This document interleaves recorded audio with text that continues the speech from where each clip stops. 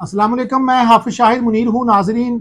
गुजरांवाला में भी press conferences में तेजी आ गई है। अली अशरफ साहब और सदीक महर, सरफराज महर और सरदार हक नवाज चीमा की प्रेस कॉन्फ्रेंस के बाद आज राना नज़ीर अहमद साहब भी सामने आ गए हैं और तवक्को की जा रही थी आज जो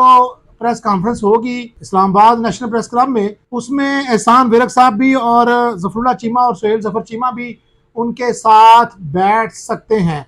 लेकिन हमें पता चला कि सिर्फ राना नज़ीर अहमद खान ही अकेले प्रेस कॉन्फ्रेंस करेंगे। हमारी उनसे बात हुई है तो उनका कहना था कि कल जब वो गुजरांवाला में आएंगे तो कामुकी के जितने भी पीटीआई के रहनुमा हैं वो अब पीटीआई से 9 मई के वाक़यात को लेकर ला ताल्लुकी का ऐलान करने जा रहे हैं। हमने एहसान विरक साहब से और जफरुल्लाह चीमा साहब से बात करने की कोशिश की, हमारी बात नहीं हो पाई, लेकिन हमें राना नज़ीर साहब के हवाले से उनसे बाज़ाब्ता और उनके दोस्तों और उनके ज़राए के हवाले से जो हमें हमारे इल्म में जो बात आई है वो अब ये है कि कामोकी में अभी तक सिर्फ अली वकील ऐसे रहनुमा सामने आए हैं जिनकी तरफ से हमें कोई अभी तक ये इतला नहीं मिली। अब वो डटे हुए हैं या छुपे हुए हैं। जब हम इस तरह की बात करते हैं तो उनके दोस्त फिर हमसे शिकवा करते हैं, वो कहते हैं ज़ाहिर है इस हालात में हम मुकाबला तो नहीं कर सकते, लेकिन हमारा प्रेस कॉन्फ्रेंस ना करना ये दलील है इस बात की कि हम डट कर खड़े हैं। अब डट के जो खड़े हैं इसकी भी कई सारी किस्में सामने आ गए हैं। अब डट कर वही खड़ा है जिसको माफ़ी नहीं मिल रही, डट कर वो भी खड़ा है जिसका राब्ता नहीं हो पा रहा, और डट कर वो भी खड़ा है जो अभी तक काबू नहीं आया। तो ये अपनी अपनी एक तारीफ है, अपनी अपनी एक तोज़ी है, वजाहत है हर बंदे की तरफ से। नई नई तशरीह सियासतदानों की तरफ से आ रही है। अब जो इस वक्त मुल्क के हालात हैं, जब कोई पार्टी रहनुमा पाकिस्तान तहरीक इंसाफ का लीडर टिकट होल्डर पार्टी छोड़ता है तो सोशल मीडिया पे हम देखते हैं कि पाकिस्तान तहरीक इंसाफ के जो कारकुन हैं वो उनकी मजबूरियों को समझते हैं। इससे कबल अगर अगर 9 मई से पहले इस तरह की कोई हरकत होती तो सब उसको लोटा लोटा गालियां देना शुरू कर देते, एक गंदी जुबान इस्तेमाल करना शुरू कर देते। जो फॉरन बैठे हैं, जो बैरून मुल्क लोग बैठे हैं, वो तो अभी भी गलत ज़बान इस्तेमाल कर रहे हैं, लेकिन पाकिस्तान में हम देख रहे हैं कि जो एक लाट तैयार हुई 2018 से, जो बच्चे बड़े अग्रेसिव हुए थे अब वो बेहतरी की तरफ जा रहे हैं, क्योंकि हर रोज़ जो बच्चे पकड़े गए हैं खास करके कोर कमांडर हमला केस में, उनके जब वालदैन आते हैं, एक वकील साहब ने भी प्रेस कॉन्फ्रेंस की, उनका मेरा बेटा को माफ़ कर दिया जाए, मैं माफ़ी चाहता हूँ, मेरा बच्चा जो है वो भटक गया, वो बहक गया। ये वो सारे हमारे वो बच्चे थे जो इस कदर आगे चले गए थे हकीकी आज़ादी के ख्वाब को लेकर। वो समझ नहीं पाए कि इस मुल्क में जो लड़ाई है वो एक सियासी लड़ाई है। हम अपने ही लोगों को गालियां दे रहे थे, लेकिन अब बच्चे जो हैं वो खामोश हैं। अब वो डर की वजह से खामोश हैं, पेरेंट्स ने उनको खामोश किया है, उनको पकड़ का खौफ है, या वो ये समझते हैं कि अगर चूँकि आजकल जो हालात हैं, जहाँ जहाँ भी मुजाहरे हुए हैं उन शहरों में नामालूम जो मुल्ज़मान हैं जिनकी तादाद अगर गुजरांवाला सिर्फ शहर की बात की जाए तो यहाँ पर 1200 के करीब है, और अगर पूरे गुजरांवाला रीजन की अगर हम बात करें तो इनकी तादाद हर शहर के अंदर 500-600 नामालूम है। ये वो नामालूम हैं जिनको हम कहते थे कि नामालूम कौन होता है, अब सबको मालूम होता जा रहा है। जो जो भी पीटीआई का सोशल मीडिया पर एक्टिव है, वो जिसने अपने घरों के बाहर बोर्ड लगाए हुए थे, जब खालिद लोन साहब ने पार्टी छोड़ी तो सब ने कहा कि वो मजबूरी के आलम में उन्होंने छोड़ी है, लेकिन हमने उनके घर के मनाजर देखे कि उनके बाहर, घर के बाहर जो पाकिस्तान तहरीक इंसाफ का जो बोर्ड लगा हुआ था, ज़ाहिर है वो इस शहर के सिटी सदर थे, वो बोर्ड भी उतर चुका है उनके घर के बाहर। अब कोई सियासी एक्टिविटी नज़र नहीं आती। जितने भी जब अगर रहनुमा अगर अपने घरों के बाहर से बोर्ड उतार रहे हैं तो आम वर्कर का तो फिर जान बचाना, छुपना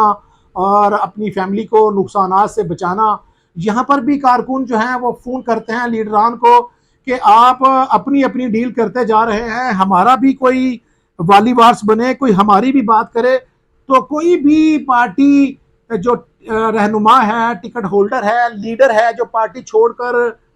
आ रहा है, प्रेस कॉन्फ्रेंस कर रहा है। जब अली अशरफ मुगल साहब ने प्रेस कॉन्फ्रेंस की 2 रोज़ कबल तो मैंने उनसे ये सवाल किया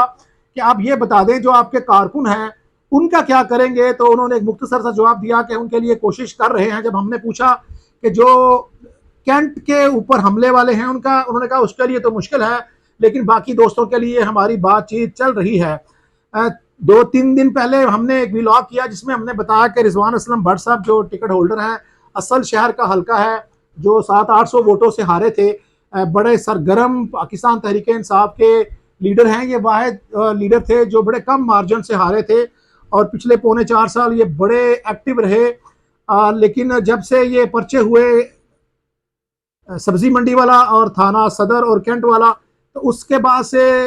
रिजवान असलम भट्ट साहब गायब थे। एक जो शिकायत हमें की पाकिस्तान तहरीक इंसाफ के कारकुनों की तरफ से, रहनुमाओं की तरफ से, कि सैटेलाइटोन के इलाके में एक यूसी चेयरमैन है, हम नाम नहीं लेंगे, हमारे वो भी दोस्त हैं, अच्छा नहीं लगता चूंकि एक इल्ज़ाम है। ये इल्ज़ाम लगाया गया है कि पाकिस्तान तहरीक इंसाफ के पीपल्स पार्टी के शमशाबाद के अंदर या इस शहर के अंदर जितने भी करीबी करीबी जो पाकिस्तान तहरीक इंसाफ के चेयरमैन थे, काउंसलर थे, सरगर्म रुकन थे, तो एक चेयरमैन सैटेलाइट टाउन के इलाके में रहते हैं, कश्मीरी बरादरी से उनका ताल्लुक है, उनके ऊपर इल्ज़ाम लगा कि वो हैं जिन्होंने तमाम लोगों के नाम लगाए, जिसमें राना खालिक था, आबद साहब थे, साबर शाह थे, उसके अलावा जो काउंसलर मुदस्सर साहब थे, मुदस्सर महर, के सारे वो लोग थे जिनके नाम लगाए गए और लिखवाए भी गए, लिखवाए भी एक पाकिस्तान मुस्लिम लीग नून के यूसी चेयरमैन की तरफ से। अगर इस तरह की कोई बात हुई है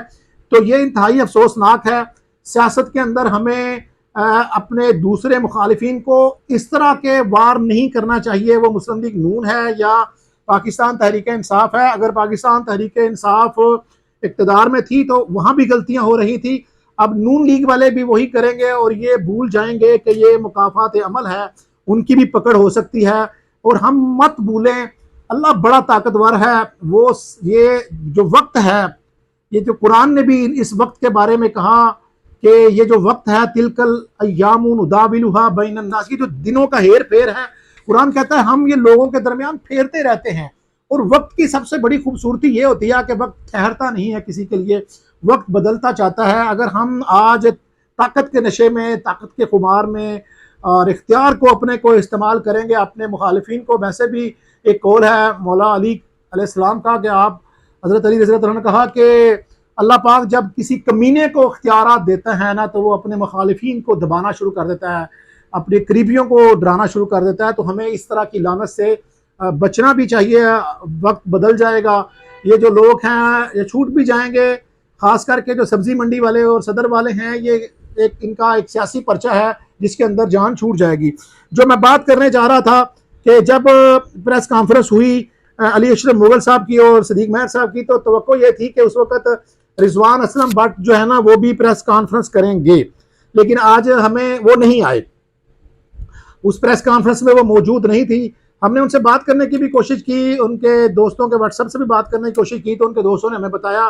कि रिजवान असलम ने जो रोल अदा किया है वो बड़ा एक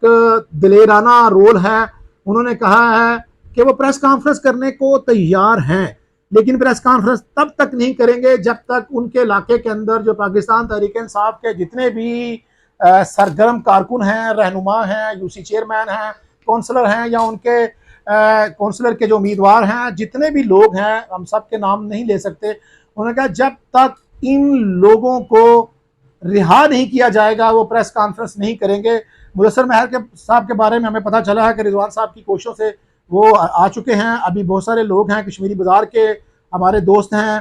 पीपल्स कॉलोनी के दोस्त हैं, उनके अपने हल्के के दोस्त हैं, जब वो रिहा हो जाएंगे सारे, उनको परवाना मिल जाएगा, आज़ादी मिल जाएगी, उनको गारंटी मिल जाएगी, तो उसके बाद उम्मीद है कि आज उम्मीद की जा रही थी कि रिजवान असलम भट्ट साहब आज मीडिया के सामने आ जाएंगे, लेकिन कल और परसों के अंदर ज़्यादा उम्मीद है कि रिजवान असलम साहब का जब मुतालबा पूरा हो जाएगा। हमने सोशल मीडिया पर जब ये बात की कि रिजवान असलम भट्ट साहब ने ये बात की है,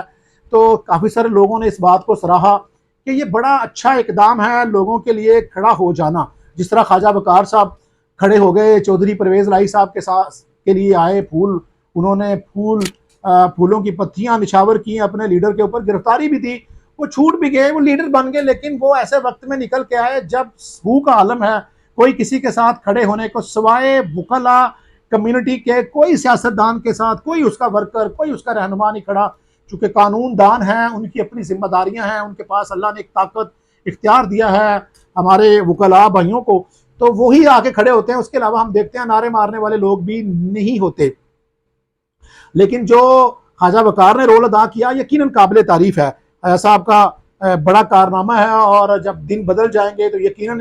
उनको इसका क्रेडिट भी जाएगा। बात हम रिजवान असलम भट्ट साहब की कर रहे हैं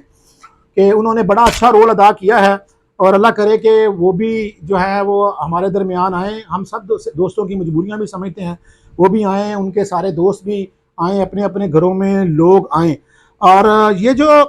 सारे मुस्लिम लीग नून के लोग बड़े खुश हो रहे हैं, टिकट होल्डर, उनके साबिक MPA साहिबान बड़े खुश हैं कि अब उनको ग्राउंड साफ मिलेगी। नहीं, ग्राउंड साफ नहीं मिलेगी। मुस्लिम लीग नून अगरचे वो पहले ही अपोजिशन में थी, लेकिन 1 साल के अंदर वोट बैंक बड़ा कम हुआ है। अगर वो वोटर बाहर निकल आया और उसने अगर हुब्बे अली नहीं बुग़्ज़े मुआविया में भी निकल आया, और पता नहीं ये जुमला बोलना चाहिए कि नहीं, अगर वो नून लीग के मुखालिफ निकल आया और उसने कोशिश की कि नून लीग के मुखालिफ जो भी आया हम उसको वोट डालेंगे, तो मुस्लिम लीग नून जो है वो मुश्किलात का शिकार हो सकती है। और अगर इस दौरान वो किसी किंग पार्टी में शामिल हो गए, किसी HC पार्टी में शामिल हो गए कि जो जिनके पास इलेक्टेबल ज़्यादा हैं, फिर भी यहाँ पर पाकिस्तान मुस्लिम लीग को आसान ग्राउंड नहीं मिलने वाली। और आखिर में जो बात करने वाली है वो ये है कि ऐसे कौन कौन से लोग हैं जिनको माफ़ी नहीं मिलेगी। हर वो बंदा जो माफ़ी चाहता है उसको माफ़ी दी जा रही है, सिवाय उन लोगों के जो कैंट पर हमले में मुलव्वस हैं, मौके पर मौजूद हैं। ऐसे ऐसे लोग, जमाल नासिर साहब और बाऊ इकराम की बहुत ज़्यादा सिफारिशें आ रही हैं, और उनकी सिफारिशों के बदले में, उनकी सिफारिशों के जवाब में सिफारिशियों को एक ही जवाब मिल रहा है कि ये ज़मीन आसमान मिल सकते हैं, इनको माफ़ी नहीं मिल सकती। और कहा जा रहा है कि इनका जो है जुर्म है वो बड़ा ख़तरनाक है, और वो लोग जो वहाँ पर हमले में ज़ख्मी हुए उनके लिए, उनकी फैमिलीज़ के लिए भी इदारों ने बड़ा सख्त रवैया अपनाया हुआ है। ये लीडरान जो उनको बहका कर ले गए, वो उस लेवल को ज़ाहिर है वो खुद भी नहीं बचेंगे। जब वो खुद नहीं बचेंगे तो वर्कर के लिए क्या करेंगे, ये वर्कर को भी सोचने की ज़रूरत है, वर्कर के वालिदैन को भी सोचने की ज़रूरत है। और ये यहाँ पर जो मकामी लोग हैं, जो टिकट होल्डर हैं, खुसूसन बाऊ इकराम और कलीमुल्लाह खान साहब, जिनको टिकट भी नहीं मिली, वो इस कदर अग्रेसिव होकर आगे चले गए। आप पार्टी के टिकट लेते लेते पार्टी भी ख़त्म हो गई, और अब जो है ना आपको कहीं भी टिकट नहीं मिल रही। जो एक अमान की टिकट है, अमन व अमान की है, सुकून की टिकट है, वो भी कोसों दूर जा चुकी है। इसलिए हमें अपने सियासी फ़ैसले करते वक्त बड़े एहतियात की ज़रूरत है। हम अपने सियासी मुखालफत सियासतदानों से रखें, मुल्क से ना रखें, इदारों से ना रखें, और शुहदा से तो बिल्कुल भी ना रखें।